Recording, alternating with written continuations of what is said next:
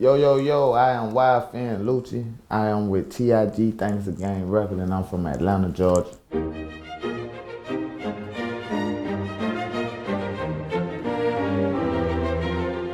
I came up in a park called Summerhill. It's by the Atlanta Braves Stadium. And basically it's like, it's it's like the hood. It's a community. It's not apartments. It's a community. Like, it's a big community. And basically we just, kids who didn't have it all, but we grew up wanting more. And I wanted the way out. I wanted to make it out. And I just went hard for it. Some artists that made me want to rap growing up was like people from my city. I would say like Jeezy, Young Dro, T.I., to OutKast, Future. Now, not only just Atlanta rappers, Jay-Z, Lil Wayne, Dipset, Fab. People with good music. I've been listening to music for a while, Tupac, Biggie.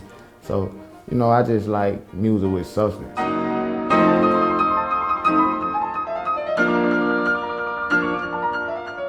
In the hip hop business these days, it's like everything's so mediocre. Like, I want to say, mediocre, everybody got gimmicks. Like, the people who really like rap about stuff that makes sense don't get the exposure as other rappers that just got a image. Just the game different now. It's not like a Tupac, Biggie, Jay-Z. It's different artists. So, I'm trying to approach the game in 2017 with like, I'm trying to come with the game changer.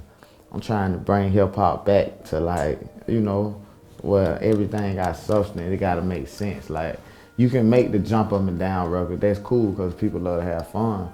But in a sense, like, it gotta make sense where people can relate and people can feel what you're going through. And basically all my music is just my pain, me talking about what I go through, my fun times, my bad times.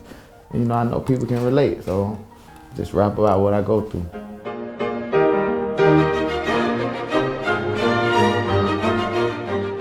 Well, Key to the Streets was a record made by me and me and the Migos and Trouble.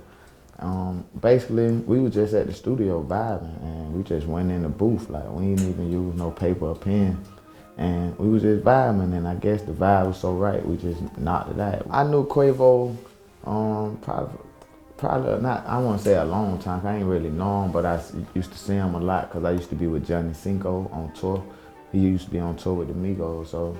And I went to school with Trouble, so I've been knowing Trouble for a while. So it all just linked up. Trouble came in the studio with Takeoff, and I was already there with Quavo, so it made a hit.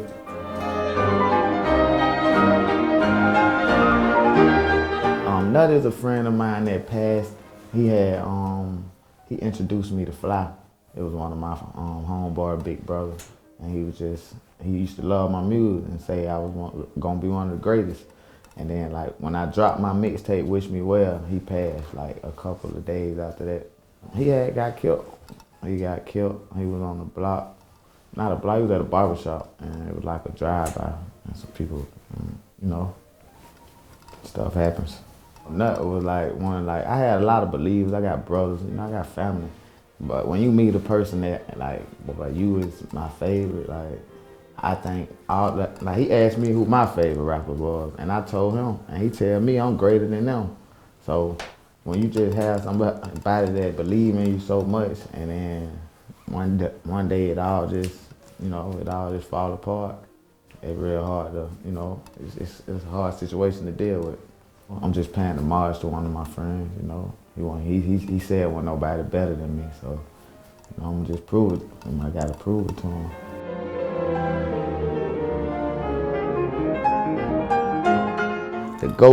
The GOAT gotta be Pop or Lil Wayne. It's one of them to me. Cause Pop was just so real. He was himself. He didn't really, he rapped about what he wanted to rap about. He didn't let nobody tell him what to rap about, tell him what to do. He gonna do what he wanna do. He was himself. And his stuff had substance, great substance. Lil Wayne, same thing. When he started off, he had great substance. The bars, the wordplay, how versatile he was. All that count. Just play a big part in hip hop. And right now, the GOAT is me.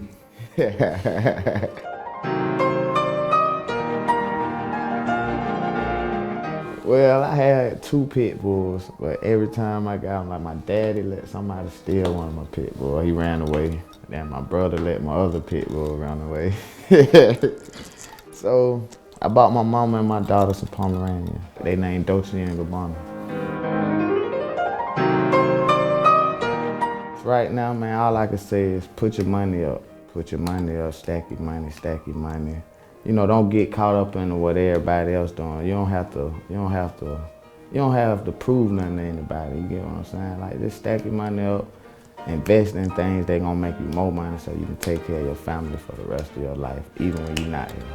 When I first started, like, Fly gave me advice, like, with my money, like, don't just get in the game blowing your money. Like, make sure all your priorities handled. Like, make sure you got somewhere to stay, you know, make sure you got a car, make sure your bill paid. You know, don't just spend your money on your jewelry, on a lot of jewelry, you know, invest in things like businesses or people, or buy houses, you know, put your money in houses. Like, Fly tell me a lot of stuff, so, you know, I just listen and do it. You know, I just bought my first house for my family, and, you know, we working, man.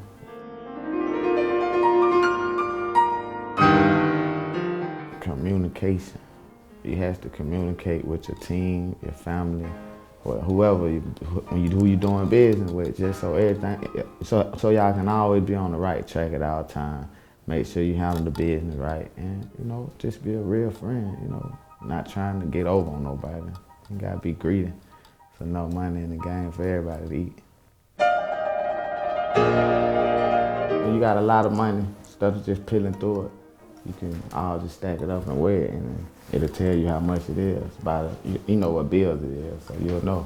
I think every dollar bill $1 gram or something like that.